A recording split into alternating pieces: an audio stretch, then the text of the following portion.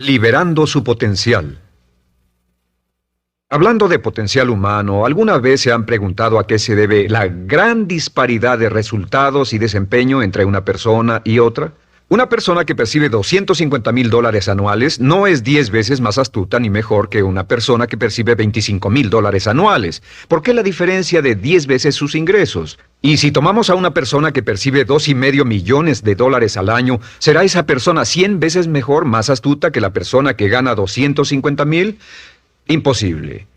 En un estudio reciente de coeficiente intelectual probaron a 1,000 personas de una cierta población y llegaron a la conclusión de que la mejor persona entre los 1,000 solo era 2,5 veces más astuta que la persona de menor coeficiente intelectual. Solo 2,5 veces la disparidad, y tal vez eso sea con toda la población. ¿A qué supone que se debe la diferencia? Al hablar de potencial humano, llegamos a una fórmula que deduje hace algunos años. Tal vez eso lo explique un poco. La fórmula comienza con lo que llamamos AI. O sea, atributos innatos, las cualidades, la inteligencia, la habilidad, el temperamento, cosas con las que se nace que no pueden cambiarse mucho. Además de los atributos adquiridos. Estos atributos son muy importantes, son su educación, su capacitación, sus capacidades, su experiencia, conocimiento, sabiduría, etc., multiplicado por A, que es su actitud, es igual al potencial humano individual o al desempeño humano individual o resultados individuales humanos. Ahora, de estos tres, los atributos innatos se traen desde el nacimiento. Los adquiridos pueden cambiarse, pero se necesita cierto tiempo para ello, aunque a veces cambiamos muy rápidamente. Cierta información valiosa puede cambiar dramáticamente su eficacia, pero las actitudes pueden aumentarse o disminuirse dramáticamente en segundos. Cada vez que mejoramos nuestra actitud, multiplicamos todas nuestras capacidades. Una actitud ha sido llamada acertadamente el lenguaje más importante del ser humano, la palabra más importante del idioma en el humano. Todo lo que hacemos en la vida, según un estudio en Harvard entre estudiantes ejecutivos, será en un 85% de actitudes. Un 85% de su éxito estará determinado por su actitud. Eso significa que está determinado por cuán positivo o cuánta actitud mental positiva se tenga. Las personas con actitudes mentales positivas tienden a avanzar más rápidamente, se mueven hacia la cima en organizaciones valiosas, ganan más dinero, sacan más satisfacción de la vida. Una actitud mental positiva no significa que baile por las calles y arroje flores. Solo significa que tome una actitud constructiva en general, o se aproxime hacia su trabajo, su vida, sus problemas, relaciones, etc. Según el informe Cox de las empresas americanas, según la revista Success, un 85% o más de todo lo que se logra se debe a la actitud. Y la pregunta es, ¿de dónde vienen las actitudes? Las actitudes vienen de las expectativas. Muy simple, ya hablamos de eso. Y una forma muy poderosa de mejorar su actitud instantáneamente es decir, aunque no lo crea, pienso que algo maravilloso va a ocurrirme hoy. Como dijimos antes, nuestras expectativas sobre los desenlaces determinan nuestra actitud. Si espera que las cosas salgan bien, tendrá una actitud positiva. Si espera que salgan mal, tendrá una actitud negativa. Y lo maravilloso es que podemos fabricar nuestras expectativas. Podemos esperar lo que deseamos. Podemos esperar cosas buenas, cosas malas, y no nos decepcionaremos. ¿De dónde surgen nuestras expectativas? Nuestras expectativas surgen de nuestras creencias y de nuestros valores. Son el centro de los factores motivacionales de nuestra personalidad, nuestras creencias. Y esto nos conduce a un entendimiento del potencial humano. Significa básicamente que nuestra actitud es una expresión externa de lo que está ocurriendo internamente. Y esto es consistente con las leyes mentales. Con respecto a las creencias, cada uno de nosotros tiene muchas creencias en el fondo que los psicólogos llaman los conceptos propios. El concepto propio, o su descubrimiento, es considerado por muchos como el logro único y más importante para comprender el desempeño humano en el siglo XX. Yo estoy de acuerdo. El concepto propio es como, si queremos usar una analogía militar, el centro de mando. O si queremos usar una analogía técnica, es el programa central de su computadora básica. Es un grupo de creencias, valores, actitudes, sentimientos, ideas, etcétera, almacenadas en el fondo de nosotros y son el resultado de casi todas las experiencias que hemos tenido en la vida. Y algunos investigadores dicen que el concepto propio comienza a formarse aún antes del nacimiento, pero el concepto propio, una vez colocado, Precede, predice y determina sus niveles de eficacia y desempeño en todas las áreas de nuestra vida. El concepto propio se convierte en el centro de mando o el programa maestro. El concepto propio de este grupo de creencias determina lo que dirá, lo que hará, cómo actuará, cómo se siente y reacciona, etc. ¿Qué significa esto? Significa que todas las mejoras en su vida externa, todos los cambios en su realidad comienzan con un cambio en su concepto propio. Les voy a explicar lo que significa. Esta es una gráfica muy simple. Hablamos de potencial humano y decimos que la persona promedio usa un 10% o menos de su potencial. Según investigaciones, tal vez es mucho menos. El Instituto Stanford Brain en Santa Clara, California, estima que tal vez se aproxime a un 2%. Seremos generosos y diremos que la persona promedio usa un 10%. Significa que en los mejores casos, la mayoría, como usted o yo, no usamos un 90% de nuestro potencial. Uno de los mejores filósofos, Oliver Wendell Holmes, dice que la tragedia de la persona promedio es que llegan a la tumba con su música aún por dentro. Aún están funcionando con mucho menos de su potencial total. Y esto es el potencial humano. Sabemos que existe una relación directa entre el potencial humano y el concepto propio. Pero como nuestros conceptos propios o nuestras estimaciones de nosotros mismos generalmente son mucho menores de lo que debieran ser, nuestro nivel de desempeño y eficacia también es menor. Sabemos que nuestro concepto propio es altamente subjetivo. ¿Qué significa esto? Significa que el concepto propio, lo que pensamos que es cierto sobre nosotros mismos, no está basado en la realidad, está basado en información que hemos tomado y aceptado como cierto, hasta el grado en que creemos lo que sea de nosotros mismos y se vuelve cierto para nosotros porque actuamos de una forma consistente con ello. Algunas personas que leen sus horóscopos y creen en horóscopos predicen su futuro. Hay algunas personas que toman la crítica y las opiniones de otros a quienes ni siquiera respetan y hacen suyas esas ideas, dando un resultado muy negativo. Lo que piense, lo que acepte como cierto, se vuelve cierto para usted. También sabemos que como adultos tenemos una variedad de conceptos propios. Tenemos un concepto propio de cómo vestirnos, cuánto pesamos, lo que comemos, lo bien que podemos hablar en público, qué tipo de padres somos, qué tipo de hijos somos con nuestros padres, qué tipo de esposo o esposa somos, qué tipo de amante, de conductor. Lo interesante de manejar es que todos los hombres tienen un concepto muy positivo con respecto a esto. Las mujeres no entienden esto, pero los hombres nacen con un genio inherente para manejar. Todos los hombres son choferes excelentes. Si no lo creen, todo lo que tienen que hacer las mujeres que están viendo esto es pensar en la última vez que trataron de corregir la forma de conducir de un hombre y recordarán que no obtuvieron buenas respuestas. ¿Cómo respondemos ante alguien que desafía nuestro concepto propio, sugiriendo que no somos las personas que pensamos ser? Estamos a la defensiva, nos enfadamos, nos irritamos, es difícil que nos traten. Tenemos un concepto propio de lo creativos que somos, lo inteligentes, lo rápido que leemos, lo bueno que somos en los deportes, y si practicamos una gran variedad de ellos, tenemos un concepto propio para cada uno de ellos. Tenemos un concepto propio de lo bien que cocinamos, de lo bien que educamos a nuestros hijos, de lo bien que limpiamos nuestra casa, los autos que manejamos, etc. Y también de lo que valemos por lo que ganamos. Es muy interesante saber que nunca ganamos más del 10% de nuestro concepto propio en ingresos. Nuestro concepto propio determina nuestro nivel de ingresos. Este nivel de concepto propio se llama zona de confort.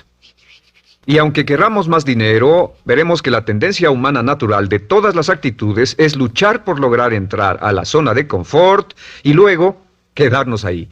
Si ganamos un 10% por encima de nuestro concepto propio de ingresos, tendremos una necesidad imperante de deshacernos de ese dinero. Lo donaremos, lo gastaremos en forma extravagante y hasta lo perderemos si recibimos demasiado. Las personas que ganan la lotería siempre están quebradas a los 2 o 3 años. Queman el dinero porque ese dinero está más allá de su concepto propio. Si gana 10% o menos de su nivel de concepto propio, se descubrirá luchando, trabajará más duro, más tiempo, pensará en forma más creativa, buscará diferentes formas para aumentar sus ingresos o sus segundos ingresos. La única forma de mejorar cualquier parte de su vida, incluyendo sus ingresos, es aumentando el nivel del concepto propio de sus ingresos, comenzando a pensar en usted como si estuviera ganando más dinero. Si quiere bajar de peso, la única forma en que podrá lograrlo es pensando en que está delgado. Piense en usted mismo como una persona más delgada. Si quiere volverse una persona más popular, más amorosa, más feliz o más sana, comience a pensar una y otra vez en esas cosas hasta que se vuelvan parte de su nuevo concepto propio. Hablaremos de eso más adelante. Es una parte esencial de la programación de su mente hacia el éxito. Su concepto propio global está determinado por el promedio de sus conceptos propios en las áreas que considere importantes. Ahora, su concepto propio está formado de 3 partes críticas. La primera parte del concepto propio es el ideal propio. El ideal propio es la persona que más desearía ser, es su idea de lo que constituye un ganador, es su visión ideal de lo mejor que puede ser usted. Nada más, una de las cosas que sabemos de las personas con éxito es que las personas con éxito tienen ideales propios muy claros, ideales claros de quién quieren ser en el futuro. Las que no tienen éxito tienen ideales muy vagos. El número 2 es la autoimagen. La autoimagen es como un retrato de cómo se ve a sí mismo y lo que piensa de sí mismo. La autoimagen es el espejo interno, es como se percibe a sí mismo ahora en su desempeño actual, en forma cotidiana. La tercera parte es su autoestima. Su autoestima es cómo se siente consigo mismo. Cómo se siente consigo mismo es la fuerza motriz, el motor, la fuerza poderosa dentro de su subconsciente. Es la fuerza de energía dentro de su concepto propio y determina casi todo lo que le pasa. La mejor definición de autoestima es cuánto se agrada a sí mismo. Cuánto se agrada a sí mismo como esposo, cuánto se agrada a sí mismo como empleado, cuánto se agrada a sí mismo como jefe, como inversionista, como orador profesional, como atleta, etcétera. Según se agrade a sí mismo, su nivel de autoestima, su sentimiento emocional global respecto a cualquier área de su vida, determina su desempeño y su eficacia en dicha área. Lo sorprendente es que se convierte en lo que piensa, su concepto propio es maleable, su autoestima puede formarse repitiendo una y otra vez, me agrada mi persona, me agrada mi persona, me agrada mi persona. Me agrada mi persona, me agrada mi persona, me agrada mi persona. Entre más se repita, me agrada mi persona, me agrada mi persona, entre más lo repita una y otra vez, más crecerá su autoestima y entre más crezca su autoestima, más crecerá su concepto propio global. Cuando crezca su concepto propio global, su desempeño será mejor en todo lo demás que emprenda. Cada vez que diga, me agrada mi persona, me agrada mi persona, me agrada mi persona, me agrada mi persona, me agrada, será como bombearse psicológicamente. Todo lo que pase que haga que su autoestima suba, hará que se comporte mejor. Todo lo que haga que su autoestima baje hará que se comporte peor, que cometa errores, que sea infeliz, etc. Un punto crítico de agradarse a sí mismo, sobre autoestima y agradarse a sí mismo, es que, número 1, nunca puede querer a nadie más de lo que se quiere a sí mismo. Que su nivel de autoestima es determinante de la calidad de relaciones que tenga con los demás. Y número 2, es que nunca puede esperar que nadie más lo quiera o respete más de lo que se respeta a sí mismo. Cuanto se agrade o se respete a sí mismo, determina sus actitudes hacia usted.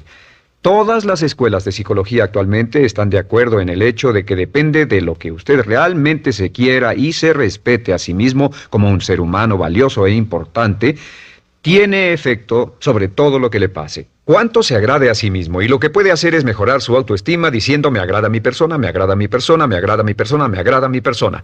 Y esto nos lleva a la pregunta, ¿de dónde viene el concepto de autoestima? Y descubrimos que el concepto propio es maleable, puesto que no nace con este concepto propio, no nace con ninguna idea sobre sí mismo, no nace con autoimagen ni autoestima, nace en cierto modo como potencial propio. Es la mejor forma de plantearlo. La persona promedio llega al mundo como potencial puro. Y no tiene el concepto propio de que todo lo que es ahora, todo sentimiento que tiene, toda actitud o valor, tuvo que aprenderlo en el transcurso de su vida. También sabemos que el niño llega al mundo con una necesidad imperante de amor y contacto. Y como una gran cantidad de investigaciones lo indican, necesitamos mucho amor y contacto durante toda nuestra vida, pero en especial durante nuestros años de formación, porque de niños aprendemos quiénes somos, cuánto valemos, si somos importantes, inteligentes, amorosos, chistosos. Todo esto lo aprendemos por la forma en que nuestros padres nos tratan. Si nuestros padres, nuestros parientes, tíos o tías, en especial nuestros padres, nos tratan como si fuéramos realmente importantes, crecemos pensando que somos realmente importantes, pero si nuestros padres no lo hacen, pasa algo más. Sabemos que los primeros años de vida son los más importantes para el desarrollo del concepto propio, que un niño comienza a partir de cero. El niño nace sin saber quién es él o ella. Son sumamente valiosos el primero, segundo, tercero, cuarto y quinto años de vida. Algunos psicólogos pensaban que eran los 5 primeros años, pero ahora dicen que son los 3 primeros años. En sus 3 primeros años de vida el niño aprende quién es y dicen que si se les da suficiente cantidad y buena calidad de amor en los 3 a 5 primeros años, los prepara usted de por vida. Los coloca en una base sólida de autoestima y confianza en sí mismos, valor e importancia realmente. Existe una relación directa entre la calidad y la cantidad de amor y el desarrollo de una personalidad sana. Entre más amor, amor incondicional, reciba un niño en sus años formativos, más fuerte será la base de su personalidad. El reverso de la educación es que casi todos los problemas de psicosis, neurosis, perturbaciones de la personalidad y problemas de comportamiento surgen de los problemas que se tengan con el concepto propio. Ahora observemos a los adultos. Aquí está nuestra personalidad adulta. Si nos observamos, podemos llegar a reparar nuestras bases, por así decirlo, repitiéndonos una y otra vez: me agrada mi persona, me agrada mi persona, me agrada mi persona, y llevamos ese concreto reparador hacia la base de nuestra personalidad. Los niños necesitan el amor como las rosas necesitan la lluvia. Los niños que carecen de amor a menudo mueren por escasez de amor. Es una enfermedad llamada marisma. Ahora, ¿qué más sabemos sobre los niños? Sabemos que los niños llegan al mundo con dos atributos notables. El primero es que no sienten temor. Los niños nacen sin temores. No temen a nada excepto a caerse y a los ruidos fuertes. Y esto se expresa en sus actitudes: yo puedo. Los niños llegan al mundo pensando que pueden hacer cualquier cosa, y quien haya criado a un niño hasta la edad de 3, 4 o 5 años sabe que debe pasar esos primeros años evitando que se maten, porque son como pilotos japoneses, porque no le tienen miedo a nada. Su segundo atributo es que llegan al mundo totalmente espontáneos. Dicen lo que quieren, hacen lo que quieren, son totalmente desinhibidos. Totalmente. Ellos no temen hacer nada de lo que desean, y esto se expresa en su actitud: no quiero. No tengo que hacerlo. Si ha tratado de controlar a un niño, lo habrá visto. Lo primero que dicen cuando comienza a darle órdenes, lo primero que aprenden es: no tengo que hacerlo. Claro, a veces cambiamos sus mentes de una u otra forma, pero estos son los dos atributos con los que los niños llegan al mundo. Llegan al mundo sin temores y desinhibidos. ¿Qué significa esto? Significa que nuestro derecho innato natural es no ser temerosos y ser desinhibidos. Y solo cuando podemos crear la misma situación en nuestra vida adulta, cuando no tememos y somos desinhibidos, nos sentimos a gusto con nosotros mismos. Las mejores organizaciones, las mejores compañías son las que crean un ambiente donde nos sentimos sin temores y sin reservas para ser nosotros mismos y para hacer lo mejor de nosotros. Al crecer descubrimos que los niños aprenden de dos maneras. La primera es por imitación. Imitan a uno o a ambos padres, en especial al padre dominante.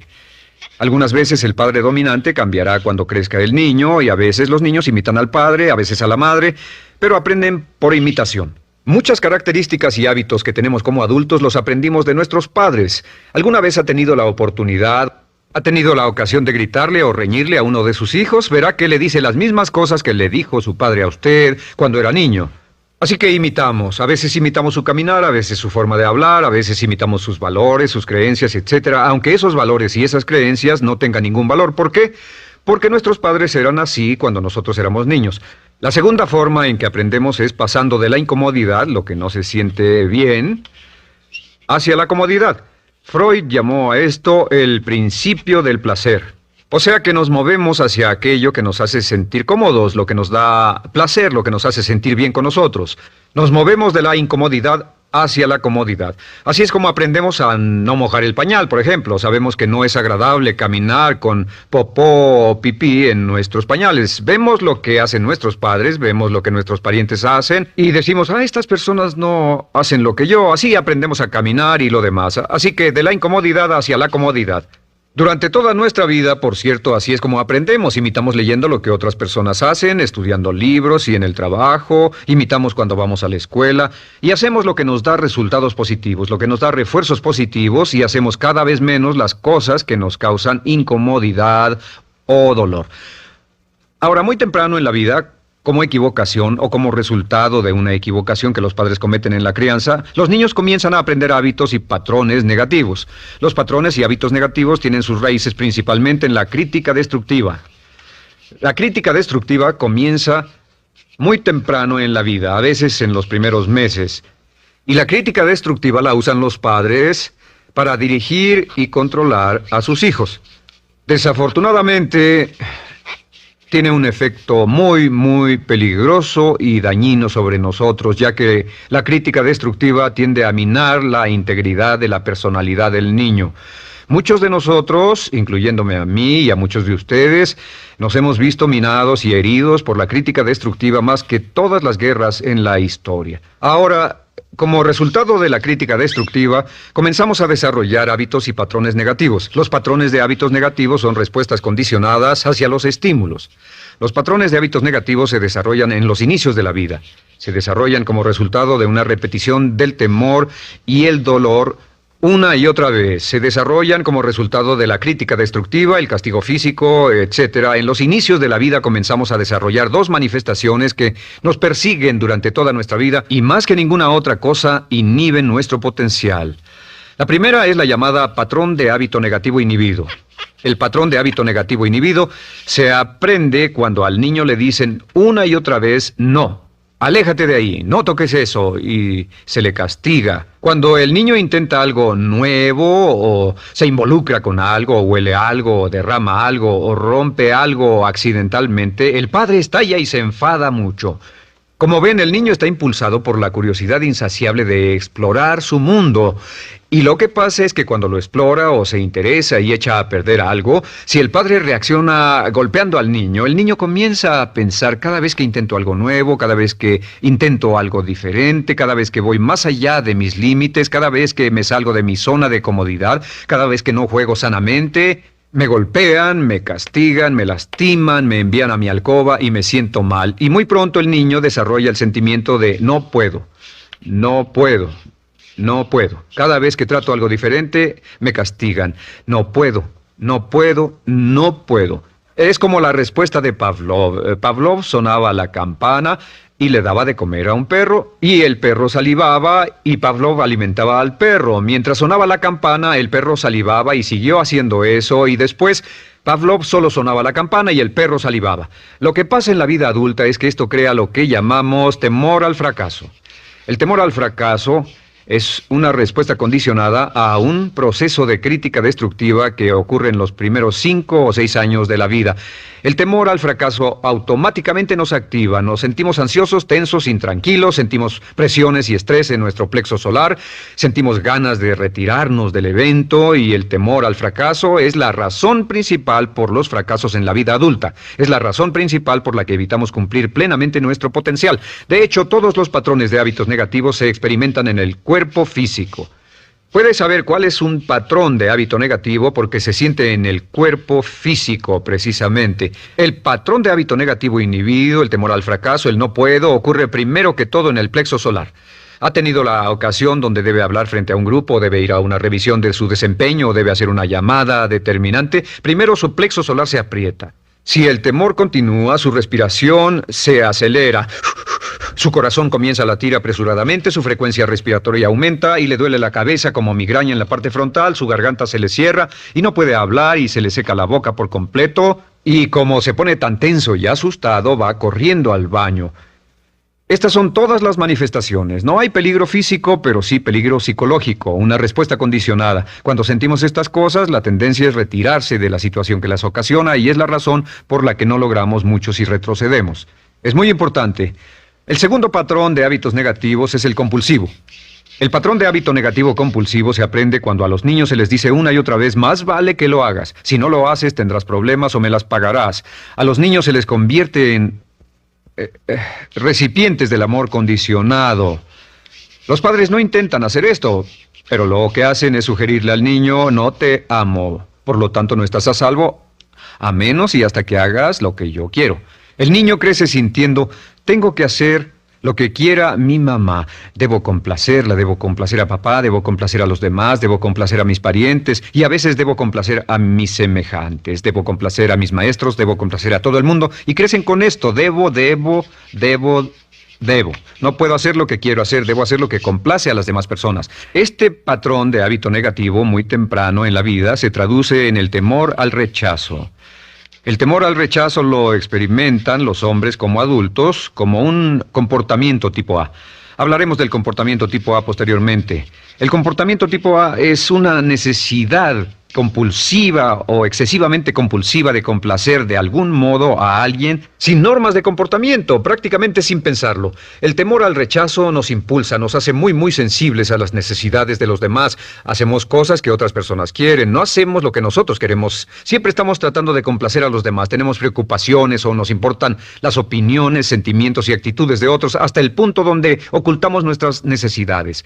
El temor al rechazo se siente en la columna del cuerpo.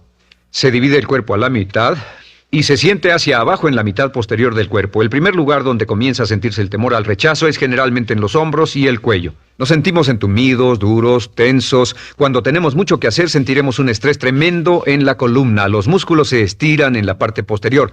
A veces se manifestará como flebitis y venas varicosas y a menudo nos darán dolores de cabeza en la parte posterior de esta porque las arterias carótidas que llevan la sangre hasta la cabeza, los músculos a su alrededor se contraen y la cantidad de sangre que fluye hacia la cabeza fluye más lentamente y se siente un terrible dolor de cabeza en la parte posterior. Estos dos temores, los patrones de hábitos negativos compulsivos, el compulsivo y el inhibitorio, son resultado de la crítica destructiva, el gran destructor de la personalidad que nos persigue durante toda la vida. Y lo maravilloso de todo esto es que como son patrones de hábitos aprendidos, podemos olvidarlos. Podemos acabar con el temor al fracaso que nos detiene. Podemos acabar con el temor al rechazo que hace que hagamos cosas que complacen a los demás en vez de complacernos a nosotros, trabajando con nuestra propia autoestima. Porque existe una relación inversa entre la autoestima y el patrón de hábitos negativos. Porque entre más se agrade a sí mismo, menos teme al fracaso. Entre más se agrade a sí mismo, menos teme al rechazo. Entre más se agrade a sí mismo, menos temerá a cualquier cosa. Y si sigue repitiendo, me agrada mi persona, me agrada mi persona, me agrada mi persona una y otra vez, si sigue diciendo esto, con el tiempo su autoestima sube más y más y más y más y sus temores desde luego bajan. Cuando su autoestima sube, sus temores van en dirección opuesta. Ahora, ¿cómo enfrentar la crítica destructiva si debe criticar a otras personas? Pues eso es muy simple. Muchos padres nos han preguntado eso. ¿Cómo se controla a los niños? Una de las claves para controlar a los niños es dirigirlos para que hagan algo constructivo en lugar de hacer algo destructivo. Otra cosa que debe recordarse es que lo que quiere hacer es que quiere dar una crítica informativa, crítica constructiva, lo que significa que se les dice a los niños lo que pueden hacer o a los adultos lo que pueden hacer mejor. Todo el propósito de dar retroalimentación de cualquier tipo es mejorar el desempeño. Si es padre o si es jefe o si es una persona en una relación, si una persona está haciendo algo malo o inadecuado, todo el propósito de darles cualquier tipo de retroalimentación es para que puedan hacerlo mejor. Sin embargo, existe una relación directa entre la autoestima y la crítica destructiva. Cada vez que se critica a una persona, su autoestima baja. Y cada vez que su autoestima baja, su habilidad para desempeñarse baja. Si critica a una persona en forma destructiva demasiado tiempo, llegará a un punto donde no intentarán nada. Se convierte en lo que llamamos hipersensible. Un adulto hipersensible es aquel que no puede aceptar críticas de nadie. Un adulto hipersensible es una persona que está muy tensa, ansiosa, si siquiera sugiere que no está haciendo lo correcto. Si trata con un adulto hipersensible, la clave es sentarlo y recordar 4 cosas. Número 1, comenzar con alabanzas. Número 2, proteja la autoestima de la persona a toda costa. Número 3, discuta el desempeño y no a la persona. Hable del comportamiento más que de la persona. Y número 4 es enfocarse hacia el futuro en vez de en el pasado. Enfóquese hacia lo que va a hacerse en forma diferente en el futuro en vez de lo que pasó en el pasado. ¿Por qué? Una razón muy simple, porque una persona no puede controlar el pasado. Al no poder controlar el pasado, cualquier crítica de lo que han hecho en el pasado les da un estrés tremendo y frustración. Así que, en resumen, la clave del éxito en la vida es una actitud mental positiva. Una actitud mental positiva se basa en expectativas de éxito, de una serie de expectativas positivas. Esa serie de expectativas positivas se basa en sus creencias y en su concepto de sí mismo. El centro de su concepto propio que determina su eficacia en la vida es su autoestima, y su autoestima se mide por cuanto se valore a sí mismo. Las dos cosas que nos frenan más que nada son el temor al fracaso y el temor al rechazo. Y uno de nuestros secretos centrales de éxito es este. Conviértase en un organismo generador de autoestima perpetua. Haga continuamente cosas para usted mismo, hacia sí mismo en su vida, que hagan que se agrade a sí mismo, que se ame, que se acepte, que se respete, que hagan que se sienta fantástico con usted mismo. Si es un jefe o un padre, no olvide que la clave para el máximo desempeño en su hogar y en su trabajo es hacer que las personas se sientan maravillosamente consigo mismas. Entre mejor se sienta consigo mismo y más se agrade, más probable será que logre que las personas a su alrededor lo quieran, lo acepten, lo respeten, se respeten.